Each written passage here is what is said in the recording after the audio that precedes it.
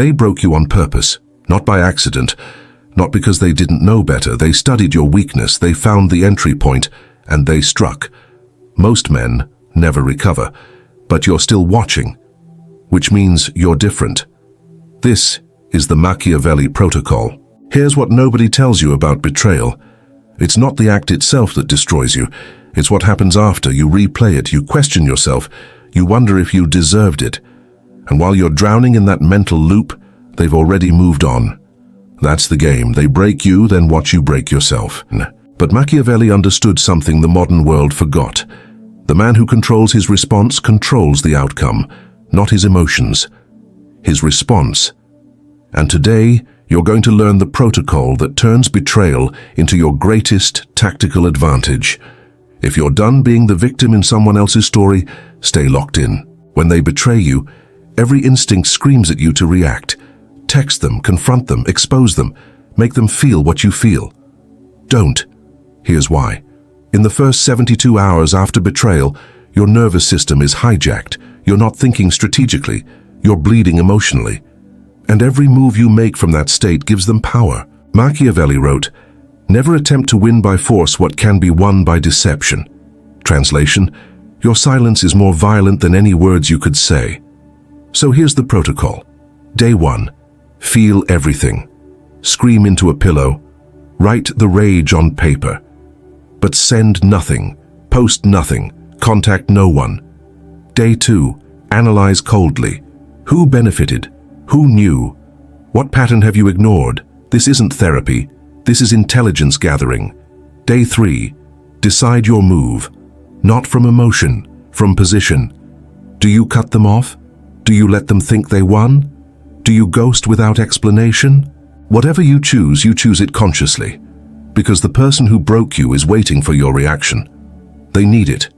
It validates them. It confirms they still have power over you. Your silence will haunt them more than any argument ever could. The weak react, the powerful respond. And responding requires time. While they're celebrating their so-called win, you're in the shadows recalibrating. And when you finally make your move, it won't be loud. It'll be surgical. That's Protocol 1. 72 hours of strategic silence before any action. If you've ever blown up your life by reacting too fast, type in the comments, "I control the timing." Make it a vow. Before we go deeper, I need you to understand something. Most betrayals follow a pattern, and if you can spot the pattern, you can predict the next one before it happens.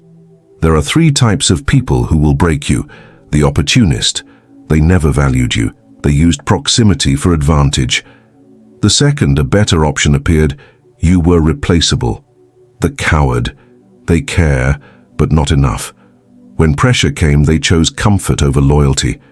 They'll apologize later, but the damage is done. The predator. This one's different. They broke you intentionally. It was calculated. They studied your trust and weaponized it. Here's what most people miss. All 3 exist in your circle right now, and you won't know who's who until the pressure comes. So, the Machiavelli Protocol isn't about revenge, it's about reconnaissance. You're going to start watching, not paranoid, analytically. Who asks but never offers? Who disappears when you're down? Who knows your secrets but never shares theirs? These aren't friends. These are liabilities. And a man who knows his liabilities controls his downfall. Here's the truth about power that weak men never learn. Attachment is your only exploitable weakness. Think about it. What breaks you? Loss of money? No. You can rebuild money. Loss of health? That's biology, not emotion. What breaks you is the loss of something you were attached to. A person who completed you. A dream you needed to work. A future you couldn't live without. That's where they strike. At your attachments. So Machiavelli's coldest principle was this. The prince must learn to be indifferent to love and hate, for both make him vulnerable. But here's where people misunderstand this. Detachment doesn't mean you don't care. It means you don't need. You can love someone and not need them to stay. You can want success and not collapse if it delays. You can have goals without your identity being tied to outcomes. This is the shift that makes you untouchable. Let me be specific. Right now, there's someone you're thinking about, someone who hurt you, And you're waiting for the apology, the closure, the explanation. Stop. They're not coming back with what you need. And even if they do, it won't heal you. Because healing isn't their job, it's yours. So here's Protocol 2. Cut the emotional investment without announcing it. Don't block them, don't post about it. Don't tell mutual friends. Just internally, you withdraw your energy from that person. They become neutral, not an enemy, not a friend, just irrelevant. And this is what terrifies people, when they realize they can't get a reaction from you anymore. No anger, no sadness, no longing, just cold, detached observation. I see you, I understand you, and you no longer move me. That's the energy that makes people panic, because they lost their grip on your nervous system. You ever notice how people respect you more when you stop chasing them? That's not magic, that's psychology. Your attention was their power source. You unplugged it, now they're scrambling to get it back, but you're already gone. And that's when you've won, not by fighting, by disappearing from the emotional battlefield entirely. If you're ready to stop needing what broke you, comment, "I am emotionally unavailable to the unworthy." Lock it in. Let me show you what this looks like in practice. Imagine two men get betrayed by the same person. Man A texts 47 times, demands answers, posts cryptic stories, tells everyone what happened. 6 months later, he's still talking about it. Man B goes silent, deletes the contact, rebuilds in private. 6 months later, nobody even remembers the betrayal because he's unrecognizable. Who has the power? Man A is still controlled by the past. Man B used it as fuel and moved on. This is the difference between reaction and protocol. Reaction is chaos, protocol is code, and when you operate from code, you become predictable to yourself and unpredictable to others. That's the ultimate advantage. Here's where most men sabotage their own comeback. They get betrayed, they disappear for 2 weeks. Then they're back online posting gym selfies, healing era captions, and motivational quotes. Stop. You're not healing. You're performing healing. And performance is weakness. The real transformation doesn't happen in public. It happens when nobody's watching. Machiavelli spent years in exile after being tortured and imprisoned. No social media, no audience, just him, his books, and his thoughts. And what did he create in that darkness? The Prince, the most dangerous political manuscript ever written. That's what isolation does. It removes distraction. It forces you to confront the war inside. So here's Protocol 3. When they break you, disappear completely, not for attention, for reconstruction, no posts, no updates, no "I'm doing better" performances. You go dark. And in that darkness, you do 3 things. 1, audit your life ruthlessly. Who had access? Who drained energy? What patterns keep repeating? Write it all down. No excuses, no justifications, just truth. 2, build new standards. What type of person gets access now? What behavior is non-negotiable? What red flags will you never ignore again? Create the code you'll live by. 3, develop a new skill in silence, something tangible, jiu-jitsu, a language, a business skill, something that makes you objectively more dangerous than you were before. Because here's what people don't understand about comebacks. You don't come back as a better version of who you were. You come back as someone completely different. The old you died in the betrayal. Let it. The new you is being forged in silence. And when you return, you don't announce it. People just feel it. They'll see it in your walk, your eye contact, the way you speak less but command more. You won't have to tell them you changed. Your energy will make them apologize for things they haven't even done yet. That's the comeback Machiavelli would respect. Not loud, not performative, just undeniable. If you're ready to go dark and build something they'll never see coming type, I build in silence, I return with proof. Commit to it. Now we arrive at the ending most people aren't ready for. Because everything I've told you leads to one place. You will never trust the same way again. And that's not a tragedy. That's an upgrade. See, the world wants you to believe that guarding your heart makes you broken, that being selective makes you cold, that protecting your energy makes you a bad person. Lies. You know what makes you a bad person? Letting the wrong people in because you're too weak to say no. Machiavelli's final lesson was this: it is better to be feared than loved, if you cannot be both. But I'll take it further for you. It's better to be respected than needed, because when people need you, they resent you, When they respect you, they value you. And respect doesn't come from being available. It comes from being scarce. So here's your final protocol, your permanent code. From this day forward, you don't explain yourself to people who've already made up their minds about you. You don't give third chances. Hell, you barely give second ones. You don't argue with people who benefit from misunderstanding you. You don't stay in environments that require you to shrink. And you damn sure don't apologize for being selective about who gets access to your peace. Your life is not a democracy. It's a kingdom. And you're the only one who gets a vote. Some people will call you cold, let them. Some will say you've changed. You have. Some will try to guilt you back into the old version. Don't go. Because the man you're becoming doesn't need anyone to understand him. He only needs himself to obey. That's the Machiavelli Protocol. Not revenge, not bitterness, not even forgiveness. Just cold, calculated, unstoppable self-sovereignty. But here's what separates the men who actually transform from the ones who just consume content and stay the same. Execution. Most of you will watch this video, feel inspired for 12 minutes, then go back to scrolling. Back to the same patterns.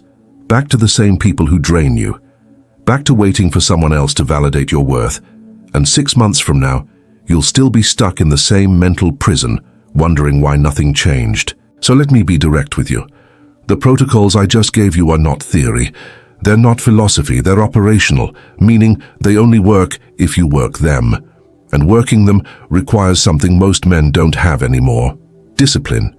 The discipline to sit in silence when your mind is screaming for distraction.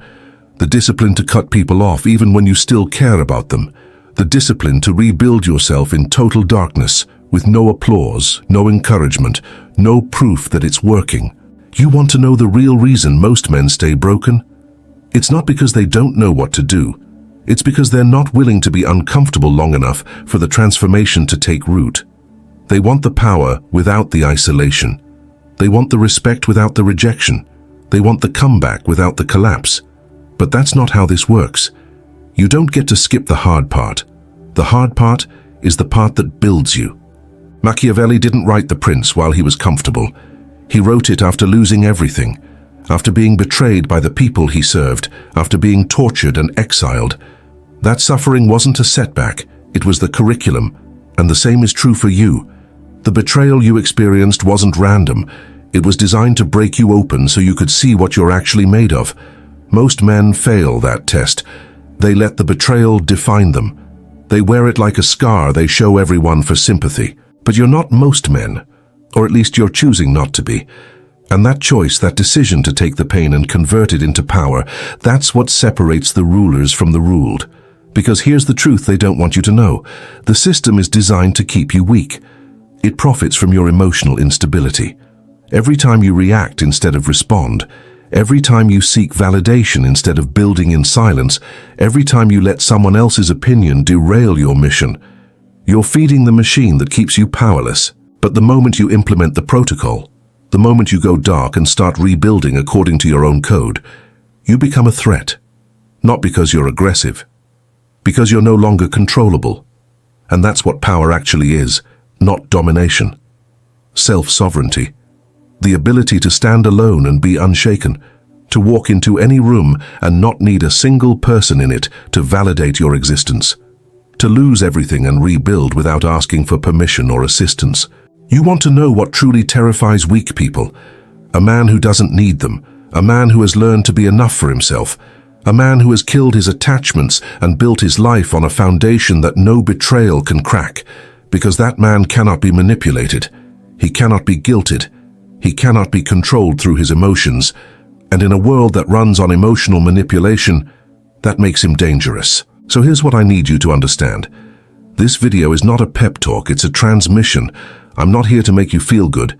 I'm here to show you the code. And now that you have it, you have a choice.